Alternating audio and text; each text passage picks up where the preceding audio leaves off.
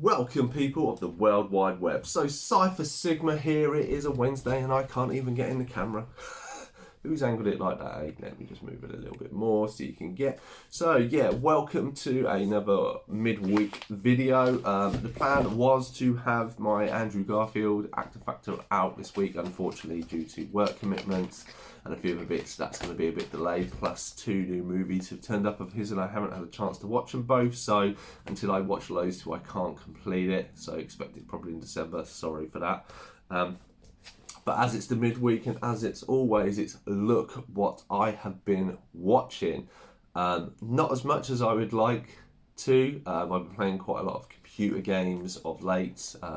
Just trying to bolster my score up for the end of the year. So anybody on Xbox, let me know your gamer tag down below and I can add you. And that you can see how much of a score I have. So we shall go through these in reverse order, and it's just a reverse order that I've watched them. So last night I watched Hell or High Water. So this is the story of 2 brothers who basically start robbing banks, and the sheriff who is kind of or the marshal who's after them. Very well acted across the board. It's very kind of a different role, I think, for Chris Pine that I've seen him in. I've not seen everything he's in. Ben Foster, I do actually love Ben Foster. I liked him since he was Angel in the X-Men movies, and obviously there's quite a few other that he doesn't get given enough credit, I don't think, but it's very interesting. So Ben Foster is kind of the rebel who's been to jail, who starts basically the crimes, and his brother is kind of the mastermind. He kind of helps him but has never been in any trouble. But there is actually an ulterior motive. So unfortunately her mum has died recently of cancer. Their land has been mortgaged to death, and if they don't pay it off they're going to lose it. They also know there's oil on their land, and basically Chris Pine wants this plan's all set up for basically his ex-wife and his 2 kids, or kid even, to basically have a better future. And it is very interesting when you learn, this is all the reason why they go to these extremes is because literally the bank have put their mum in a position where she is kind of mortgaged and very unlikely to pay it back, and then obviously she gets cancer and dies, and it's just very much against them. So it's very interesting to see from that side of it. There are a few people who they help along the way who are quite helpful to these criminals. I mean, essentially they don't really majorly hurt anyone, through these crimes. There are a few like punches in the face and broken noses, but no one really dies until near the end of the movie. I'm not saying any more than that. But that is essentially what it comes down to. But I thought it was quite an interesting movie. It's only 1 hour and 39 minutes, I think. And obviously it doesn't necessarily lead you to where you... I mean, it isn't... It's where it starts off to where it leads you. It kind of takes you a little bit down an emotional roller coaster. But I didn't think it was too bad. The next one is one I'd watched at the movies that I quite liked. That I'll revisit. Horns. So Daniel Radcliffe. So Daniel Radcliffe is in love with this girl. He goes to propose to her. They break up on when they're supposed to get engaged. She goes off. And unfortunately ends up getting killed. Everyone believes Daniel Radcliffe, and he kind of spirals down a bad down a bad path that everyone believes it, and his friend is the only one who does and tries to help him. And unfortunately, due to this, he desecrates where this girl was killed and then starts growing horns. When he starts growing horns, it's kind of like he is tapping into like this demonic power.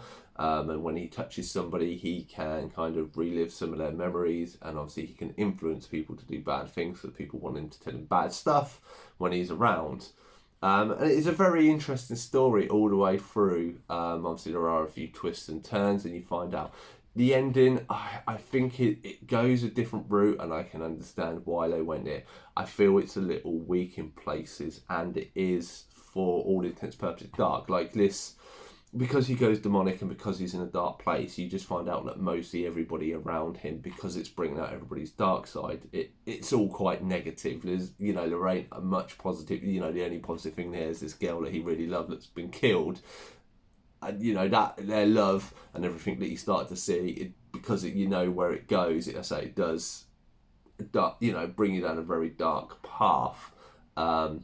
It's based on a novel. I did not know that, but I didn't mind this movie. It's one you have to keep your brain a little bit open for, because there are a few twists and turns, but not too bad. Very good to see Daniel Radcliffe in a little different role, but it's still kind of magical fantasy. So, which I did keep thinking Harry Potter a little bit.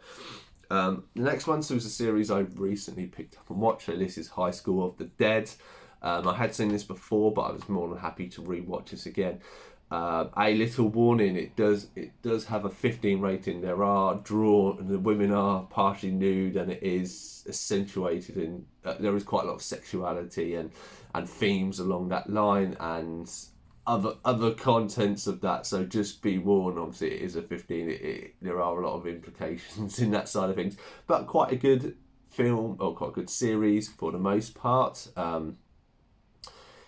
It kind of ties itself up at the end, but kind of leaves that there could have been more, and unfortunately it only ever got the one adaptation into the series. Obviously mine's a little bit of a battered copy, so maybe I'll have to look to upgrade this at some point in the future. But I really did like this. If you like anime, you like zombies, this is kind of at least a jumping on board. Obviously, as I say, like Japanese and anime, they do accentuate women with the bigger chests and a lot of stuff, and they do focus on bits like that throughout this. Obviously, this is in quite a lot of other anime and stuff like this.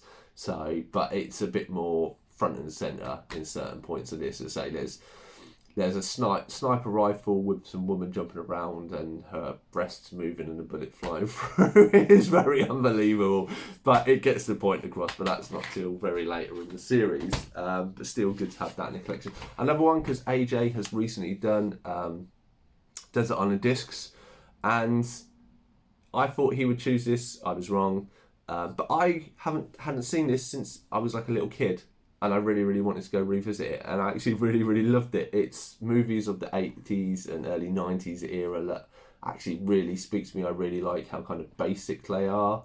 When technology isn't front and centre, this is like a backwater town, and the premise is two lads go to a convenience store. When they leave, they realise one of them has unfortunately put something in his pocket. Police turn up, he thinks he's going to be arrested. I say, look, really sorry, it's our fault, I noticed it. What turns out is the clerk has actually been killed. They're done for basically murder and accessory to murder.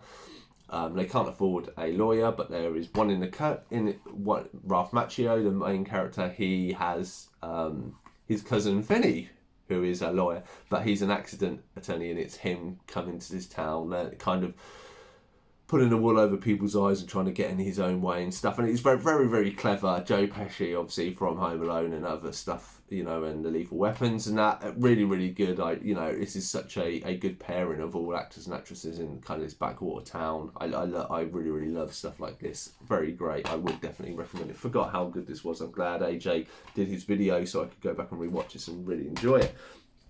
And the final one is one I recently picked up with the guys, and it is my very cheap steelbook of the the latest RoboCop movie. So that was the front, if I did not show you, and that is the back. I did really like this design, and there is the open set. And I really did like Joel Kinnaman. Now, the first few times I'd watched, I think this is the third time I've watched this, I thought this was an okay movie, but it was lacking. Now, watching it for a third time, and kind of having a more stance on movies that we get, and kind of having time to sink in, I didn't think this was actually that bad of a movie. I think they got a lot more right in regards to RoboCop than they didn't. I still think the original is a far superior movie because of how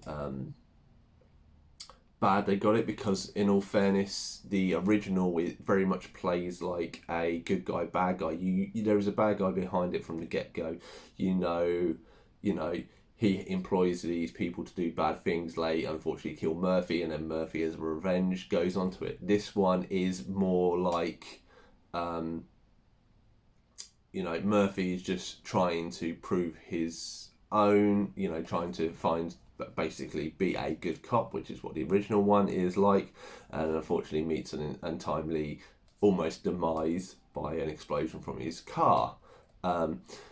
Now, even though the bad guy that does this is kind of working for Michael Keaton's character, Michael Keaton is very much, he's just about a businessman. He isn't I don't think there's as much malice in there for me. He's just a businessman. He's thinking about money, money, money. And even though there is mentions of this in the original one, he's very blasé about the whole thing, whereas I think there was more intent in the original one. Because, Michael Keaton's more or less trying to spin stuff like this. I think if there was more malice behind him, then it would work a bit better. The guy obviously kind of picks a fight during RoboCop, who's kind of the trainer one, is a bit of an arse. I think he plays Rorschach from The Watchmen. He was quite a nice mix to have to it, but the fact they dumbed it down, at the beginning you've got people blowing themselves up to show like issues abroad, and then it goes to the normal one, and a RoboCop only ever faces really robots, and I get the, and it kind of takes it away when there's that happening. The whole, when he catches real people and that, I think there should have been a lot more of that. The designs of the vehicles and the weapons and stuff is really, really good. I just think it needed a more realistic, because that's how RoboCop was. It was always, you have this human world with this robot slight influence, whereas the new one feels like a robot world with human slight influence, if that makes any sense. But anyway, glad to have this in collection, glad to have this Steelbook edition. Do really like this movie. That has been Look What I Have Been Watching for this week. Hope you enjoyed. Have you seen any of these? Do you agree or disagree with my opinions? Please let me know in the comments down below. Like, comment, subscribe. Do all the things you want to do. Hope you're enjoying the channel and all of my content. I've been Cypher Sigma Screen Time. See you in the next one.